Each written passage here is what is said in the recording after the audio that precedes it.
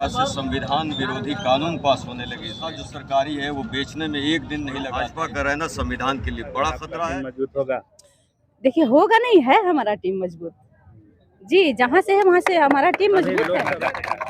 लोकसभा के चुनाव में हम लोग मजबूती से ताल ठोकेंगे।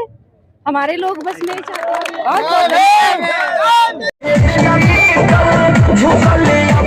नफरत की आंधी फैलाई जा रही है, तो उसके एवज में भीम आर्मी का बच्चा जो है संविधान और आरक्षण बचाने की लड़ाई लड़ रहा है। और इस पैदल यात्रा से हम पूरे भारत देश में, बिहार से जो है यह चिंगारी अब जो निकल पड़ी है और ये जाएगी दिल्ली की तर्फ पे जो है, और वहां से हमारे चंद्रशेखर आजाद समाज पार्टी के प्रदेश अध्यक्ष भीम आर्मी डिसिप्लिन के नाम से जानी जाती है। देश में संविधान विरोधी बन रही कानून। जौहर आजाद, देश का संविधान है खतरे में। 1009 किलोमीटर की है यह पदयात्रा। बहुजन एकजुट पदयात्रा को लेकर भीम आर्मी के प्रदेश अध्यक्ष पहुंचे तिलौथू। भीम आर्मी के प्रदेश अध्यक्ष पूरे बिहार भ्रमण पदयात्रा के दौरान तिलौथू पहुंचे। प्रदेश अध्यक्ष जौहर आजाद ने बताया कि यह हमारी पदयात्रा 8 फरवरी से शुरू हुई है, जो पश्चिमी चंपारण से चलकर कई जिला वैशाली, नालंदा, मोतिहारी, मुजफ्फरपुर, नवादा, गया, जहानाबाद, औरंगाबाद इत्यादि जिला होते हुए रोहतास के हम तिलौथू पहुंचे हैं। यह पदयात्रा 1009 किलोमीटर की है। इस पदयात्रा का मुख्य उद्देश्य है कि जिस तरह से हमारे देश में संविधान विरोधी कानून बनते जा रहे हैं और संविधान को खत्म किया जा रहा है, इसके लिए सभी बहुजन समाज के लोगों को जगाने एवं एक सूत्र में एक प्लेटफॉर्म पर लाने के लिए यह पदयात्रा शुरू की गई है। उन्होंने कहा कि बिहार क्रांतिकारियों की धरती रही है और हम लोग जो देश के आजादी में अपनी भूमिका निभाए हैं, अब यह दूसरी आजादी लेने का समय आ गया है। इसके लिए हम सभी एक प्लेटफॉर्म पर आएंगे। इसके लिए यह बहुजन पदयात्रा शुरू की गई है, जो पूरे बिहार का भ्रमण किया जा रहा है, क्योंकि 6 मार्च को पटना से मिलर हाई स्कूल में बहुजन राजस्व रैली का आयोजन किया गया है, जिसमें भीम आर्मी के नेता चंद्रशेखर आजाद भाग लेंगे। इन्होंने प्रधानमंत्री नरेंद्र मोदी पर टिप्पणी करते हुए कहा कि पूरे देश की जनता ने जिन्हें अपना मुखिया चुना है, वह देश के सभी संस्थाओं को बेरोक टोक बेच रहे हैं। जौहर आजाद ने यह भी कहा कि देश का संविधान खतरे में है, उसे बचाने की सख्त जरूरत है। उन्होंने यह भी कहा कि पासी समाज के व्यवसाय ताड़ी के बिजनेस पर इन्होंने रोक लगा दी। तो मैं नीतीश कुमार से यह भी मांग करूंगा कि ताड़ी के व्यवसाय को कृषि का दर्जा दिया जाए। इसमें यह पदयात्रा तिलौथू के जगदेव चौक से चलकर सरैया रविदास टोला पर पहुंचा, जहां पर युवाओं ने जोश खरोश के साथ जौहर आजाद का स्वागत किया और नारे भी लगाए। फिर यह पदयात्रा रोहतास के अकबरपुर के लिए प्रस्थान कर गया।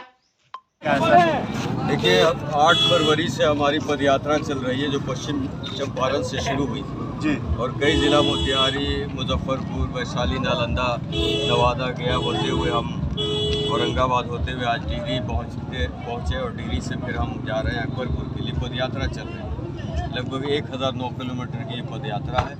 जो मुख्य उद्देश्य पदयात्रा का वो ये है कि जिस तरह से संविधान विरोधी कानून पास होने लगे इस देश में, जिस तरह से एक नेता जिसे पूरे भारत ने मुखिया अपना चुना, वो अपने दोस्त को कोई भी संस्था जो सरकारी है वो बेचने में एक दिन नहीं लगाते, वैसे लोगों को रोकने के लिए मैं खुल के भाजपा का नाम लेना चाहूँगा कि भाजपा को रोकने के लिए बहुजन एकता ज़रूरी है। और बिहार चूँकि क्रांतिकारी धरती रही है, आज़ादी में भी बिहार का बड़ा योगदान रहा है, तो दूसरी आज़ादी के लिए बिहार को, हम बहुजन समाज को जो डीएनए के भाई हैं, उनको तैयार करने के लिए, एक साथ लाने के लिए ये पदयात्रा का आयोजन है। और 6 मार्च को पटना में, बिहार के पटना में मिलर हाई स्कूल में बहुजन स्वराज रैली का आयोजन किया गया, जिसमें हमारे राष्ट्रीय अध्यक्ष, हमारे नेता भाई चंद्रशेखर आजाद जी आ रहे हैं और बहुजन साथियों को संबोधन करें। आप पार्टी के क्या है? मैं एक कार्यकर्ता हूँ, जिम्मेदारी प्रदेश अध्यक्ष की है पार्टी। शुभ नाम क्या होगा? जौहर आजाद। क्या मतलब भीम आर्मी के आप कौन है, पद क्या है उसमें आपका? मैंने कहा कि प्रदेश अध्यक्ष की जिम्मेदारी है बिहार प्रदेश जी, वैसे मैं कार्यकर्ता हूँ आदर्श। अच्छा, तो इस पद यात्रा जो है आपकी, इसको आगामी लोकसभा चुनाव से भी जोड़कर देखा जा सकता है? लोकसभा चुनाव से वो बाद में है, लेकिन क्योंकि आपने देश के मुखिया पर ही प्रहार किया है जी, तो हम लोग आगामी लोकसभा चुनाव से ही जोड़ कर EWS लाकर बहुजन साथियों को ये दिखाया है कि जिस संविधान की बात बाबा साहब ने कहा था कि जब तक संविधान जिंदा है तब तक मैं जिंदा हूँ, और संविधान पे खतरा मंडरा रहा है। EWS पूरी तरह से संविधान विरोधी कानून है, जिसके लिए हम अपने समाज को तैयार कर रहे हैं। और भाजपा का रहना संविधान के लिए बड़ा खतरा है, इसलिए बहुजन समाज को तैयार करेंगे। और भाजपा को हराने के लिए मैं बिहार में भी जो वर्तमान सरकार चल रही है, जिससे अपेक्षाएं हमारी बड़ी थी, नीतीश कुमार जिसको हम जाकर मुलाकात किया था, उनको भी ये बताना चाहते हैं कि जो हमारे समाज के लोगों का SC ST OBC की छात्रवृत्ति बंद कर रखी है, उसके दरवाजे खोल लीजिए 6 मार्च पटना हमारे पहुंचने से पहले। और जो बासी समाज का जो ताड़ी व्यवसाय को बंद कर दिया है और ताड़ी की वजह कर हज़ारों उनके समाज के लोग जो जेल में बंद हैं, वो ताड़ी को कृषि का दर्जा दें। और तीसरी है कि 22,000 से ऊपर SC ST मैम ये बताइए आपका आने का उद्देश्य क्या है यहाँ पर? और मेरे आने का उद्देश्य यह है कि हमारा समाज बहुत पीछे है और मैं चाह रही हूँ कि हम लोग बहुजन समाज जो है, हमारी जो वास्तविक मांगे हैं, जो वास्तविक चीज़ें हमें मिले, और इसलिए मैं भाई चंद्रशेखर के साथ हूँ। आप कितने दिन से यहाँ पर काम कर रहे हैं आप? देखिए, काम तो ऐसे तो सामाजिक काम मैं बहुत दिनों से कर रही हूँ, तो काम होते रहता है। समाज में घूमना है, रहना है, तो समाज के लिए तो कुछ करना ही पड़ेगा। यात्रा में कहाँ से कहाँ आप तक गए हैं? इस पद यात्रा में अपने जिले में हूँ। रोहतास जिला जी आ गए। जी जी कहाँ घर हुआ आपका? जी, राजपुर। मैं राजपुर प्रखंड के पूर्व प्रमुख अनीता यादव मेरा नाम है। जी जी जी आपसे तो मुलाकात हुई, आप ही पता चला। जी जी कैसा लग रहा है, आपका टीम मजबूत होगा? देखिए, होगा नहीं, है हमारा टीम मजबूत। जी, जहाँ से है वहाँ से हमारा टीम अभी मजबूत लोकसभा है। का चुनाव आ रहा है, इस पर क्या कहना चाहते हैं आप? लोकसभा के चुनाव में हम लोग मजबूती से ताल ठोकेंगे।